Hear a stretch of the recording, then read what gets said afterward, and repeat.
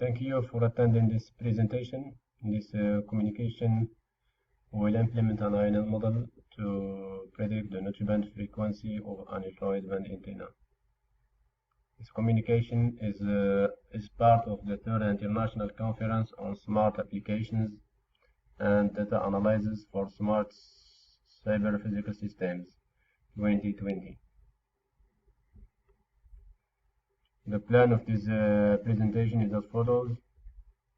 First of all, we present an introduction about microstrip patch antenna, then the designed antenna. Next, we will present the steps to create the proposed INN technique. After, we will present the results and discussions of our study. Conclusion and perspective is the last part of this presentation. Nowadays, many applications need a small device to send and receive the information, such as Bluetooth, WLAN, WiMAX, ultra-wideband networks, Wi-Fi, and satellite applications. For this reason, the microstrip patch antennas are designed recently with huge amount. The ultra-wideband antennas have attracted the attention of many designers and researchers. The main challenge in designing an ultra-wideband antenna is the notch bands used by other systems like WLAN, WiMAX, in order to avoid interferences with these applications. Therefore, we implemented an INN model to predict the notch band frequency of the proposed ultra-wideband antenna. The structure of the designed patch antenna, it is composed of a FR4 epoxy dielectric substrate with the permittivity 4.4. At a height of 0.8 mm of the dielectric substrate, we placed a circular patch in which we inserted a slit ring in order to achieve the notch band characteristic. In the bottom side of the dielectric substrate, we etched a partial ground plane. The antenna feeding impedance is proposed to be 50 ohms. So, the main components of our antenna are a dielectric substrate, a circular patch, and a partial ground plane. In this paper, we use the INN technique to predict the notch band frequency. The first step consists of generating the database to feed the input and output of the INN structure. Secondly, we have to choose the number of hidden layers, then the number of neurons in each layer. After building our INN structure, we have to evaluate its performance by determining the error between the predicted notch frequency and the simulated one. For this reason, we use the statistical criteria RMEC and the regression coefficient R, which describes the relationship between the predicted values outputs and the simulated values targets.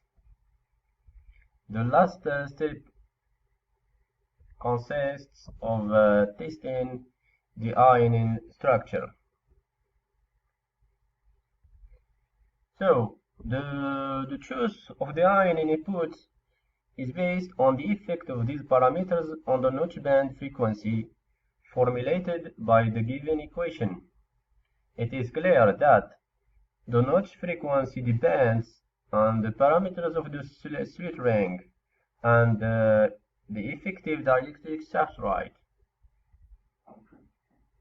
We notice that the notch frequency as formulated by the last equation depends on the parameters of the slit ring, namely the gap G, the inner radius R, the outer radius R, and the effective dielectric permittivity. To determine the simulated datasets, we use the archvices simulator.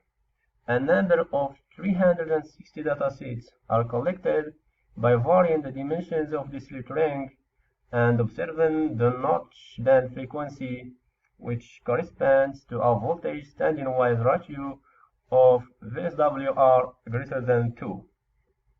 The output corresponds to the simulated notch band frequency.